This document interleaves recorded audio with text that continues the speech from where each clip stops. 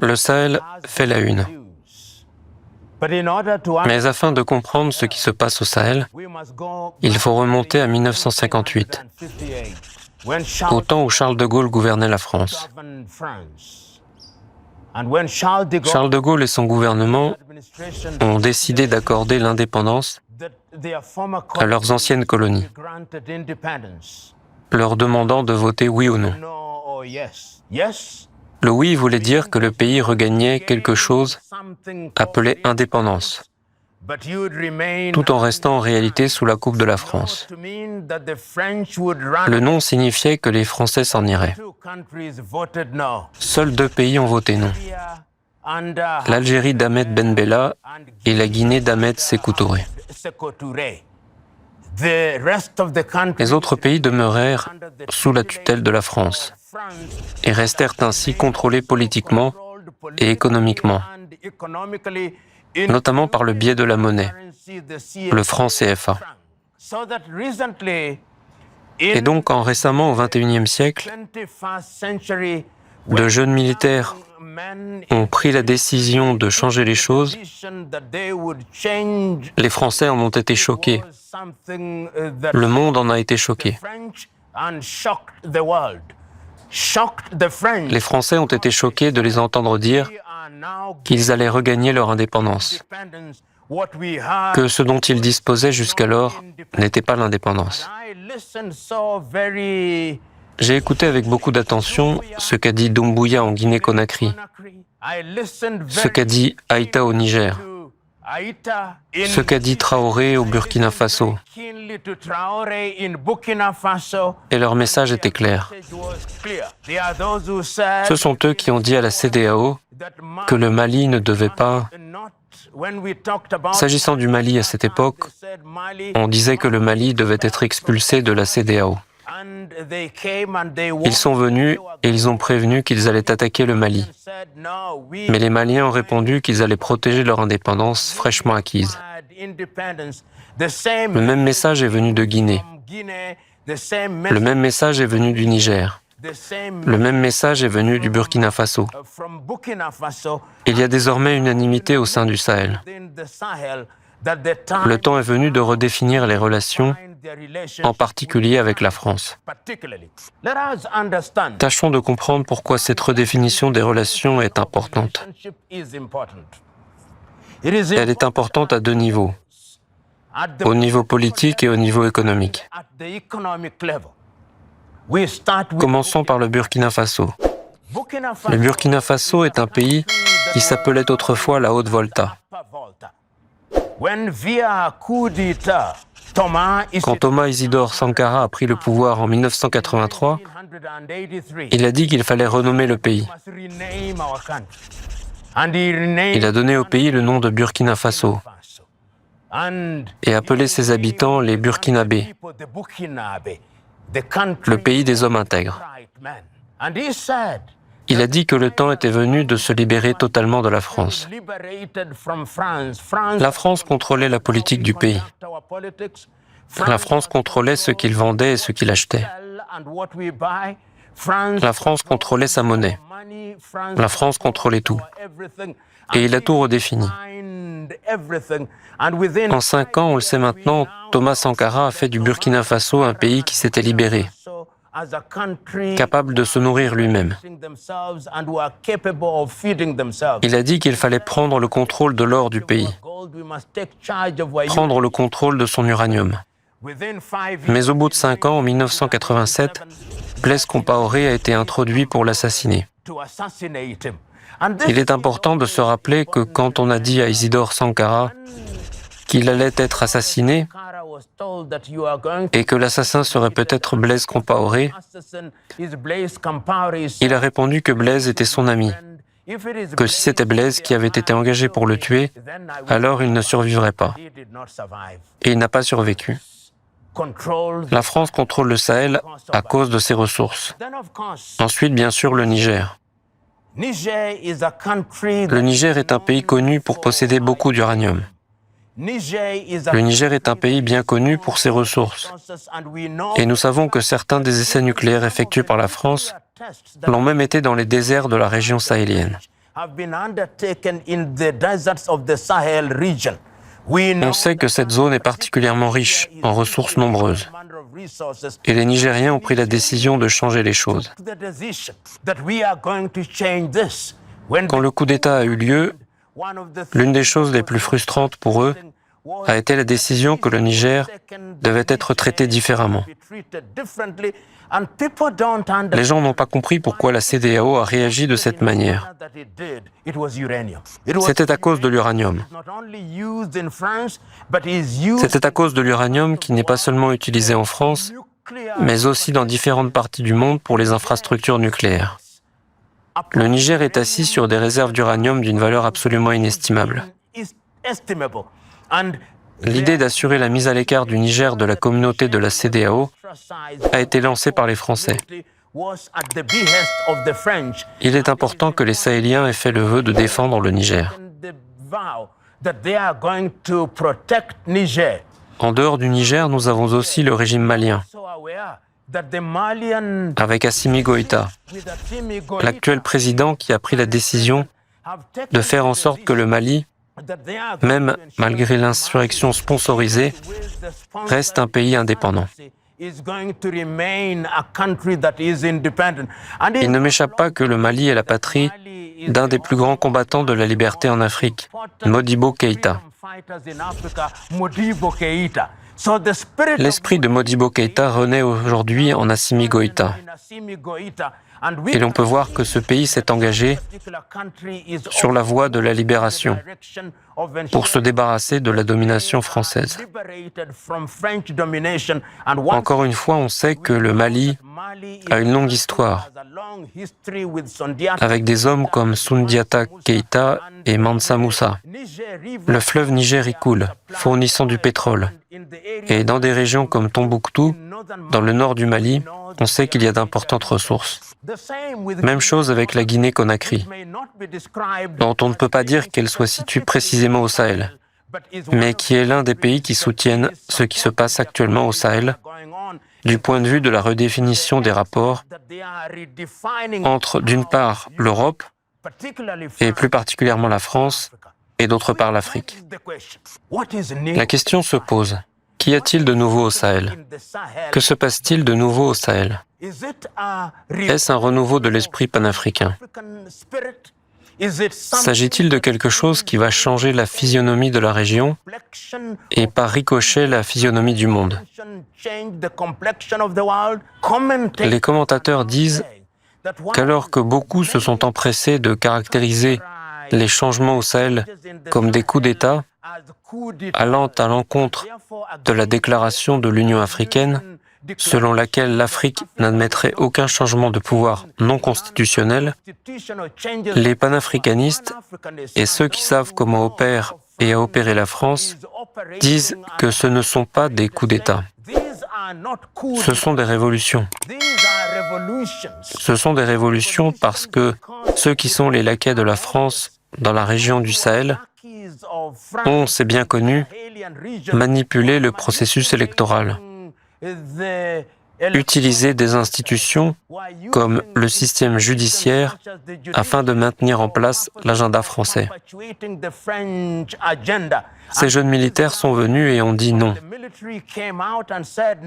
Puisque le peuple ne peut pas agir au moyen d'une révolution traditionnelle, nous allons le faire par le biais des armes et nous servir de l'institution militaire pour changer la donne.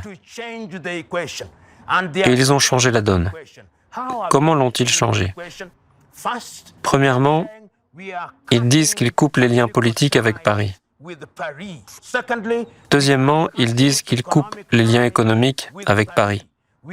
Ils se retirent de toute organisation dirigée par la France. Ils mettent fin à la situation obligeant à se servir d'une monnaie imprimée en France. Ils s'assurent que leurs ressources puissent être raffinées par eux-mêmes, et pour cela de pouvoir conclure des engagements avec différents pays, parmi lesquels la Russie et la Chine, afin de commencer à bâtir des institutions et des infrastructures de raffinage de l'uranium, de raffinage de l'or, et d'en tirer une valeur ajoutée. De mon point de vue, et du point de vue de nombreux commentateurs indépendants, Ce qui se passe dans la région du Sahel est le début d'une libération totale, non seulement de ces pays, mais plus généralement des anciennes colonies françaises.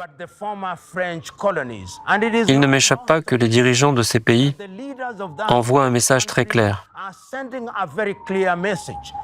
Ils envoient le message qu'ils défieront toute institution affirmant être une institution panafricaine, mais contrôlée en réalité de l'extérieur. Je me souviens de ce jour, le jour ayant suivi le coup d'État au Niger. Je me souviens aussi des réunions qui ont eu lieu à Accra, au Ghana, des réunions qui ont eu lieu à Abuja, au Nigeria, qui donnaient un ultimatum de 72 heures au Niger, disant qu'il allait être envahi. Pas en ces mots, mais l'idée était qu'il n'allait pas être autorisé à agir comme il le faisait. Je me souviens des sanctions imposées au Niger. Je me souviens des 3 leaders, Traoré au Burkina, les nouveaux leaders au Niger. Je me souviens des leaders au Mali, disant qu'ils allaient créer un pacte militaire. Si le Niger est attaqué, le Mali se considère comme attaqué. Si le Burkina est attaqué, le Mali se considère comme attaqué, de même que le Niger. Même Doumbouya en Guinée-Conakry a dit qu'il allait se joindre à eux.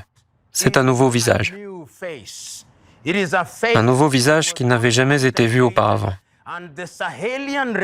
La révolution du Sahel, car c'est une révolution, commence à redéfinir la façon dont les anciennes colonies françaises se positionneront par rapport à la France, dans les domaines critiques, notamment le domaine commercial, le contrôle du domaine militaire, le contrôle de la langue. La situation géopolitique actuelle dans la région du Sahel constitue une période charnière pour le continent africain. Les propos du professeur Patrice Lumumba mettent en lumière une lutte de libération que d'aucuns qualifient de révolutionnaire. Ce mouvement, qui prend ses racines dans l'histoire coloniale et néocoloniale de la région, traduit une volonté croissante des pays sahéliens de reprendre le contrôle de leur destin. Dans ce script approfondi, nous explorerons les dynamiques politiques, économiques et sociales qui sous-tendent cette révolution, tout en analysant les défis et les opportunités qu'elle représente pour le Sahel et, au-delà, pour l'ensemble du continent africain. Pour comprendre les événements actuels, il est essentiel de revenir à l'année 1958, un moment clé dans l'histoire des relations entre la France et ses colonies. Lorsque Charles de Gaulle proposa aux territoires africains de choisir entre une indépendance nominale et une rupture totale, la plupart des nations optèrent pour le maintien de liens étroits avec Paris. Derrière l'apparence d'une autonomie politique se cachait une dépendance systémique, notamment par le biais du franc CFA, une monnaie contrôlée par la France. Cette dépendance économique s'est traduite par une domination politique et culturelle, laissant peu de marge de manœuvre aux pays concernés. Cependant, des figures emblématiques comme Ahmed Sékou Touré en Guinée ou Modibo Keïta au Mali ont tenté de briser ce joug, au prix de sanctions sévères et d'isolement. La lutte pour une indépendance réelle n'a jamais cessé, mais elle a souvent été étouffée par des régimes fantoches ou des interventions directes et indirectes orchestrées par des puissances étrangères.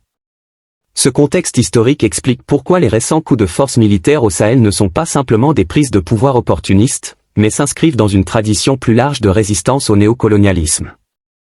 L'émergence de jeunes dirigeants militaires comme Ibrahim Traoré au Burkina Faso, Assimi Goïta au Mali et Abdourahmane Tchiani au Niger symbolise un nouveau chapitre dans cette lutte. Ces figures, bien que controversées, incarnent une volonté de rupture radicale avec l'ordre établi. Leur discours, axé sur la souveraineté et la libération des chaînes néocoloniales, trouve un écho profond parmi les populations locales, fatiguées de décennies de pauvreté, de corruption et de dépendance.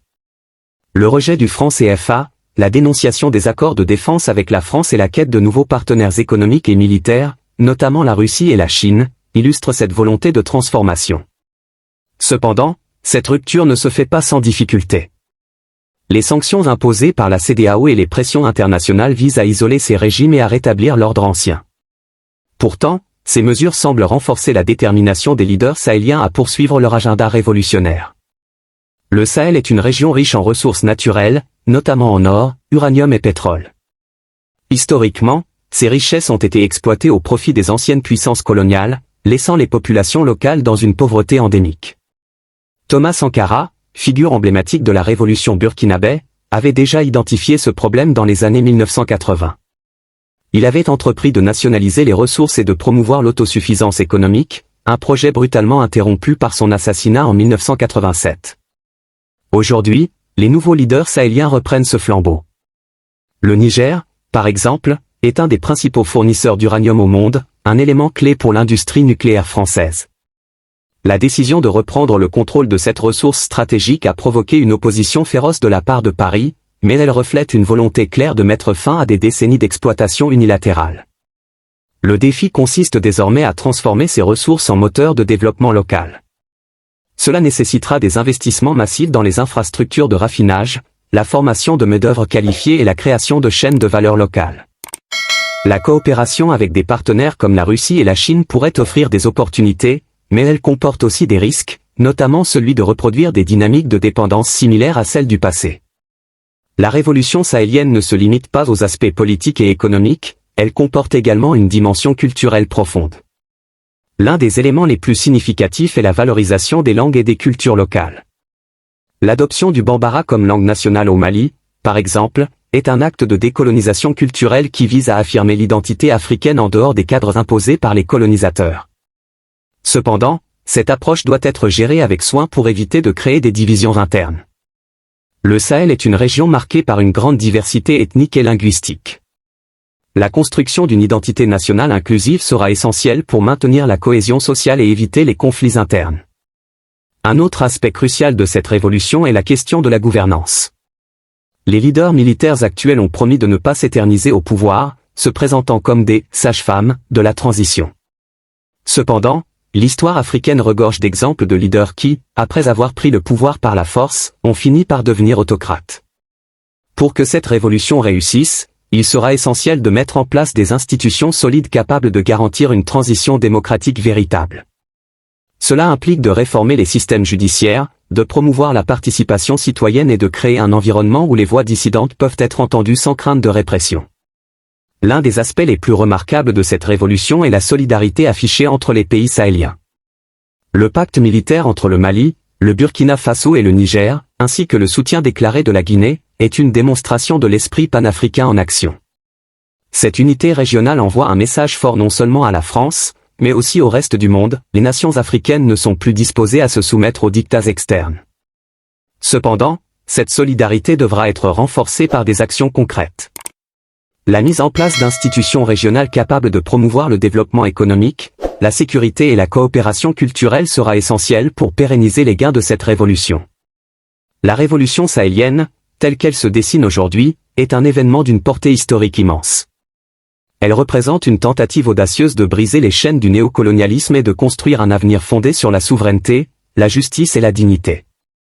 Cependant, elle est également confrontée à des défis majeurs, pression internationale, contraintes économiques et complexités internes. Pour que cette révolution réussisse, elle devra rester fidèle à ses idéaux tout en s'adaptant aux réalités du monde contemporain. Elle devra également éviter les écueils du populisme et de l'autoritarisme, en favorisant la participation populaire et la construction d'institutions démocratiques solides. Si elle réussit, la révolution sahélienne pourrait bien devenir un modèle pour d'autres régions du continent, marquant le début d'une nouvelle ère pour l'Afrique. Une ère où les nations africaines, inspirées par l'héritage de leaders comme Lumumba et Sankara, peuvent enfin revendiquer leur place légitime sur la scène monde.